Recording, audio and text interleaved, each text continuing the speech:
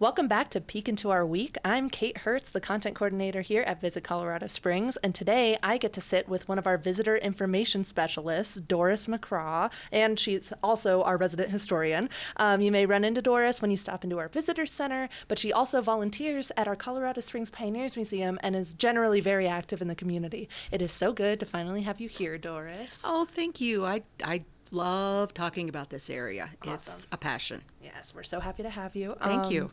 But before we dive too deep into the rich history of the Pikes Peak region, I wanted to learn more about how you came to work at Visit Colorado Springs, because from what I've heard, you've had quite the journey, though I haven't heard it myself. Okay. How far back do you want me to start? As far as you want. We have all day. Basically, after graduation, after college, I had intended to go to Boston. But my friends, it was expensive a few years ago, like it's not now, but they wanted to come out here. And my degree was in social work and criminology. It was a field that I really wanted to work in, which is why I thought Boston would be great. Lots of fun people there. Sure. But they said, no, we want to go to Colorado. And I said, well, I'm not moving to the mountains, which is their way. Well, we're not moving to Denver. So we ended up in Colorado Springs. Awesome. And then within a year or two, I started working for the state. I worked in juvenile corrections for here about 15 years. And then I'd put in, I actually started in college. Gotcha. Then an accident happened, so I wasn't able to continue that. And then I'm not someone who likes to sit around, so I said, oh, what can I do? And I started volunteering at the visitor center. Awesome. How long ago was that? I filled out my volunteer form in 1994. Oh, my gosh. Cool.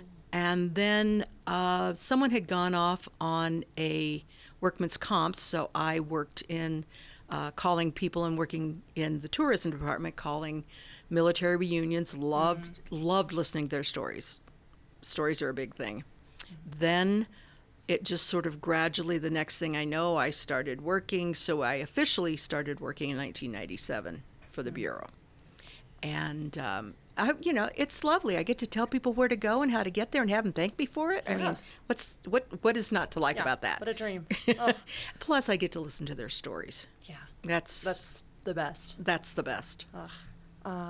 So what many of you might not know is that you're also an author, which is also kind of new information to me as well. Tell us a little bit about the books you've written. Okay. Well, my mother always said I was really good at telling stories. I'm not sure whether she intended it that way, but I thought, what can I do when I'm 90? Yeah. So I can write. I don't want to be on, I've kind of backed off from being on stage. Sure. So I said, I could write. So about 8 or 10 years ago, I said, okay, let's give it a try. Was friends with an author who was starting a publishing company. And I said, oh, maybe I'll send you something. She goes, when am I going to see it? And I said, okay, I'll give it to you by this date. So I had to sit down and actually write it. I said, if I'm going to do this, I'm going to do it. And I sent it to her, I think in February. And then by July, it was just a little short novella, 15, 20,000 words.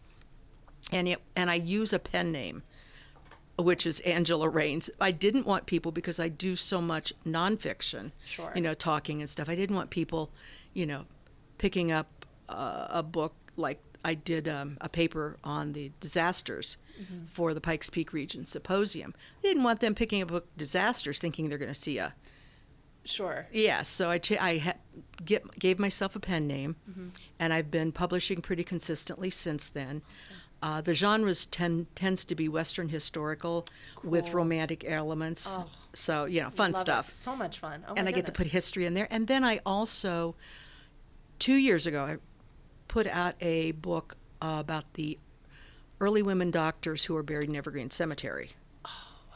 And then I put out a book of haiku poetry. Oh my gosh, how cool, how well-rounded. So, literary arts, history. I heard you say something about on stage, and that piqued my interest especially. I'd love to hear a little bit about that before I ask you a question that's actually on my sheet. No problem. I started performing in public when I was 2.5. Oh my gosh. Singing I'm a Little Teapot for the PTA. But I remember it, how these memories come back. I remember being on stage. I was probably 5 or 6, playing the mother and to adult people. It was a very small community. And I remember standing on the chair and being scared of a mouse because that was what I was supposed to do. And I basically have sang and performed and been on stage since then. Awesome. Amazing. Okay, now I'll get back to what they told me to ask you. That's fine. I don't mind. Yeah, we're going to veer more into the history side of things Sure. now. So what do you think it is that makes the history of the Pikes Peak region so rich and interesting and unique? It's something that my friends and I have talked about a lot. It's much like, starting this country, starting anything new. It takes people who are larger than life, who have this, I don't want to say egos, but they have this sense of purpose, this sense of this is what I'm going to do. And it takes those kind of people to start places like this. Well, when you have those kind of people, people take notice. You're going to start, so you have the William Jackson Palmers, you have the William Sharpless Jacksons, you have the Henry McAllisters, you have the Grace Greenwoods who traveled out here and wrote about the area, you have the Helen Jacksons, the author, who write about the area. Even Isabella Bird, who, A Lady's Life in the Rocky Mountains, was she, Grace Greenwood, and Helen Jackson were all here in 1873. Whoa. At some point in that year. So you have these people who are basically larger than life. And this also is a physically beautiful area. You combine those two and you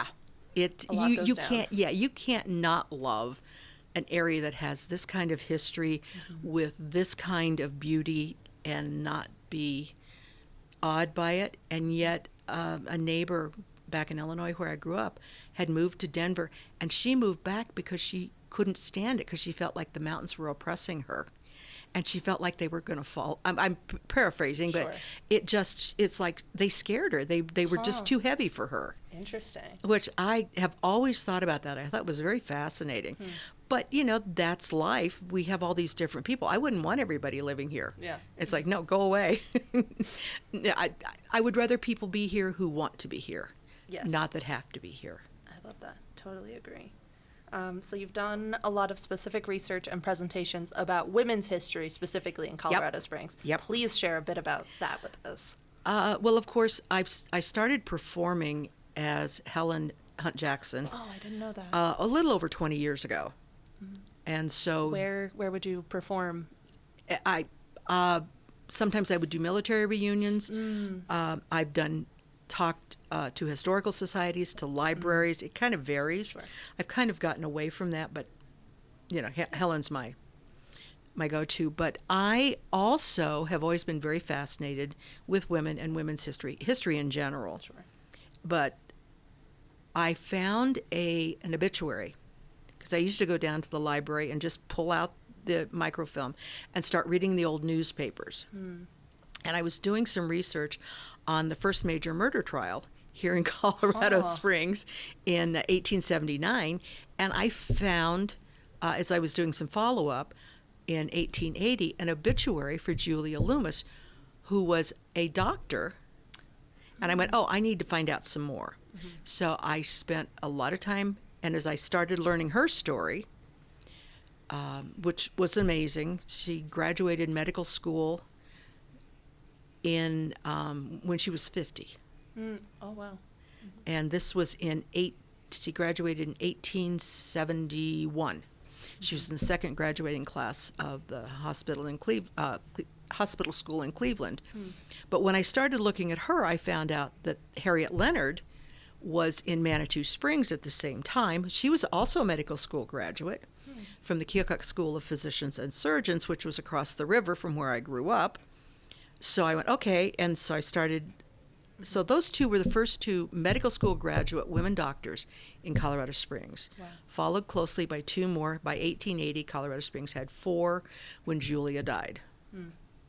So I went, okay, and I can't stand I don't mind doctors, but they're not my favorite. Sure. But these women fascinated me. Here were these women who wanted to help heal people, who had taken the time to go to medical school and then came out here to practice. And while I'm not saying that it was difficult for women, not difficult for women to be a medical, to be a doctor, it was actually harder on the East Coast because there was a little more competition. You come out west in the early 1870s, even up to 1890, 1900, this area, New Mexico, California, Arizona, were all health meccas. And so there really needed to be a lot of doctors out here. Yeah. And most women some don't feel comfortable with women, but some would rather have a woman physician. And so it balanced out. And I think in the West, especially in these health areas, there wasn't as much competition with the male doctors either. Certainly. So there's just this whole maze to go through and try to find that. And then, like I said, you have a Grace Greenwood, who was a writer, Isabella Bird, an English woman who basically traveled all over the world and then would write letters to her sister, and that's how we have a lot of her sisters. The letters to her sisters are in the books that are put out about that Isabella Bird read. It's just it's endlessly fascinating, and I am always finding something new. Oh my gosh! Yeah. Speaking of women's history and contributions and things that are new, tell us about. There's a new exhibit at the Colorado Springs Pioneers Museum. The museum, for those of you who don't know, recently reopened after about a year of like HVAC repairs and also just moving some things around. And they debuted a new permanent exhibit, which you're. I'm a gallery attendant. For. So tell us about 50% of the story. Well, when I've heard about it, and I heard about it before the museum even opened, I was talking with Leah, who is the curator and the moving force behind this particular exhibit.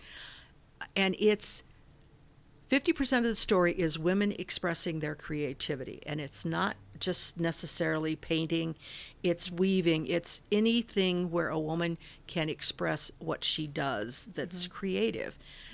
And what's interesting about this particular exhibit, it's the only permanent exhibit, I believe, west of the Mississippi, and you'd have to ask Leah directly, but that's just women.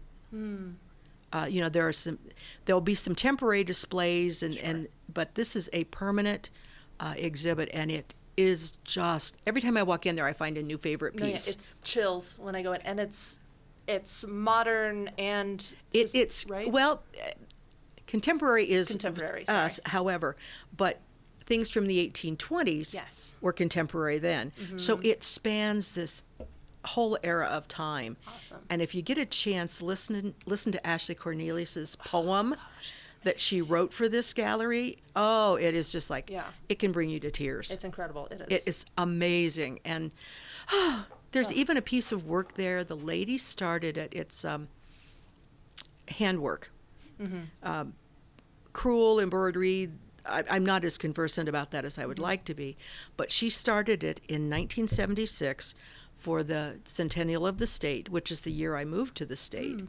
She finished it in 1981, and it's little pieces of Colorado Springs landmarks. Oh, how cool! I go stand there and go, I think that's this, and I think that's it. It's just so cool. Yeah. Yes, if you're listening, go see 50% of the exhibit. The Colorado Springs Pioneers Museum is free admission all the time. Absolutely worth the visit. Tuesday through Saturdays, 10 to 5. 10 to 5, absolutely. So speaking of the people we're speaking to right now, for people who might be planning a trip to Colorado Springs, what are some stops you would recommend to them to get a good understanding and picture of our region's past and history? Oh, it's so vast. Obviously, the Colorado Springs Pioneer Museum, which is a lot about Colorado Springs, but it also includes a lot of our regional history. The McAllister House Museum, what a gem. I haven't been there. Tell us more about it. It was built by Henry McAllister, who was in General Palmer's unit, and he was known as, I believe, Major McAllister. Took me a second. But he brought his family out. They were Quakers, much like Palmer was.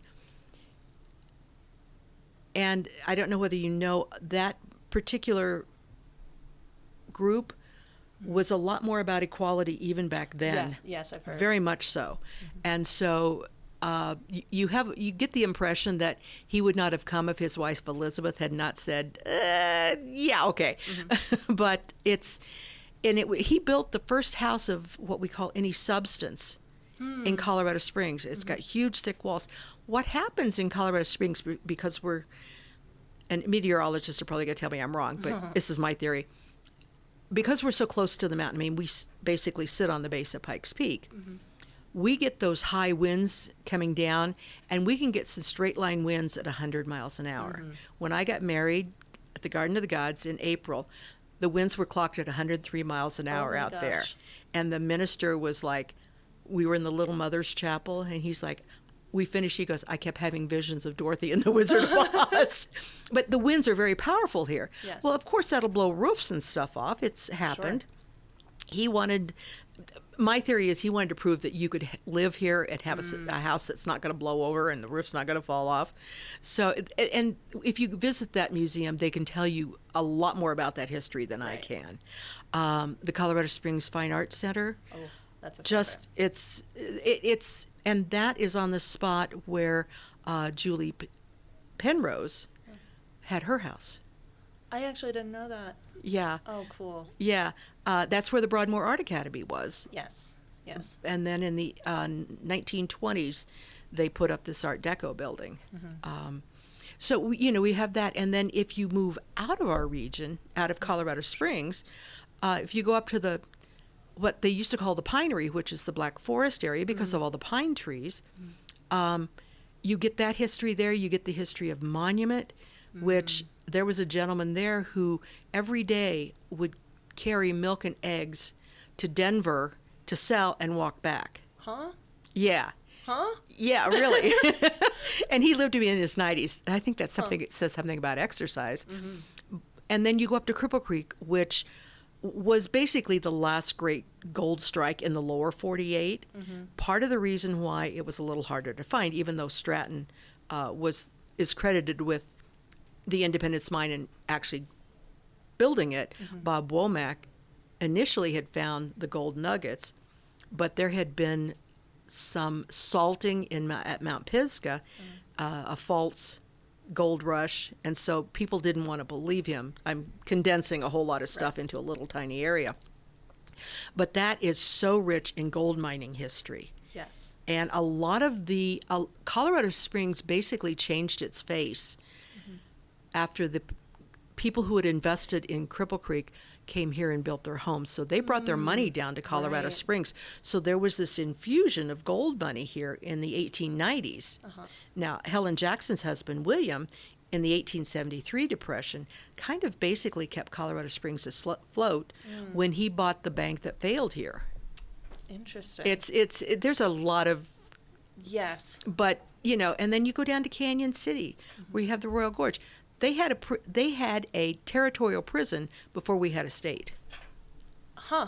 I didn't know that was the order of how it went. Yeah, territorial prison was built in 1870, opened in 1874. Colorado Springs became a state in 1876. Interesting. Oh my gosh. Yeah. So sorry. For you people interested in history, there is so much to explore here. You could spend so much time doing it. So highly recommend taking a visit if you haven't. Yes. So to wrap, our last question is, who is a Colorado Springs historical figure that you would like to meet the most, if you could? And believe it or not, I think about this. I actually walk in Evergreen Cemetery, and I'm part of the Evergreen Preservation, which is a group that helps restore headstones, making sure that the stories stay alive. I've been doing some block walks where I pick a block and talk about people. So when I'm in that block talking about those people, it's like, oh, I really want to meet them. I want to know more of their story, because some of this stuff is hard to find. But I think it would probably be narrow it down to two. Oh, fine with me. I would love to meet Julia Loomis. Tell me more about her. She's the first woman doctor. Oh, yes. Yes. I would like to know, because she and her family moved consistently. And it was always to new towns. And the family is literally buried.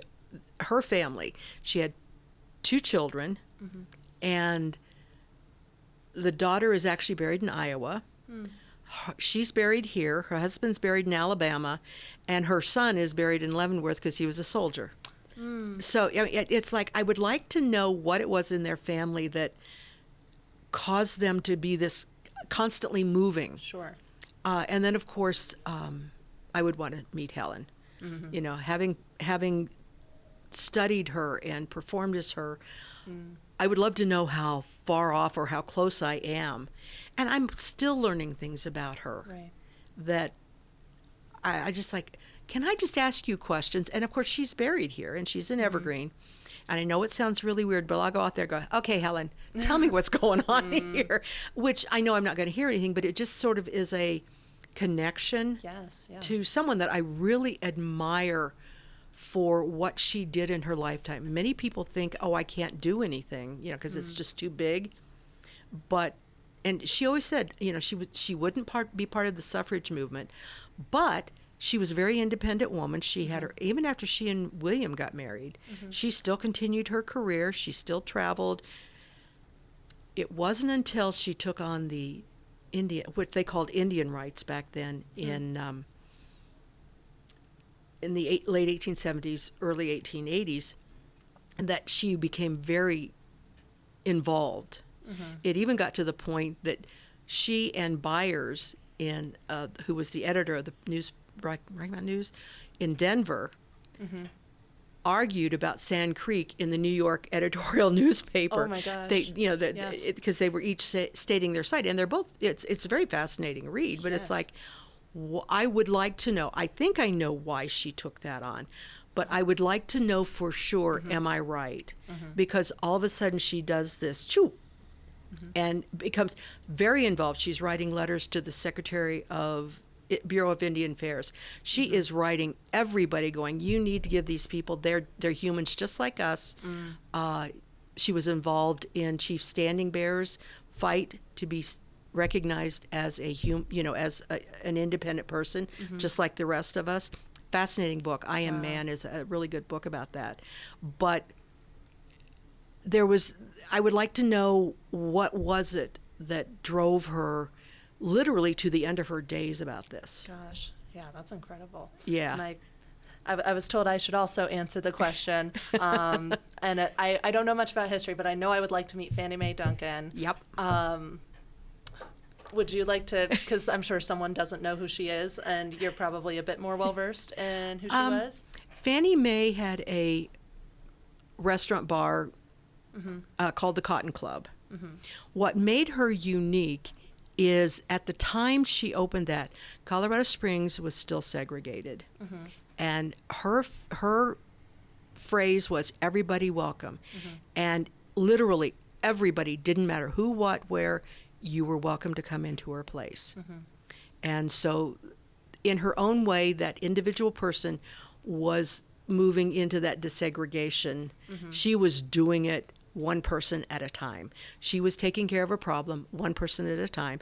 And she had many of the great jazz artists come in, like which Billie Holiday, Duke Ellington, several others. She had great taste. Louis Armstrong, Louis Armstrong, yes. And I think Louis was there.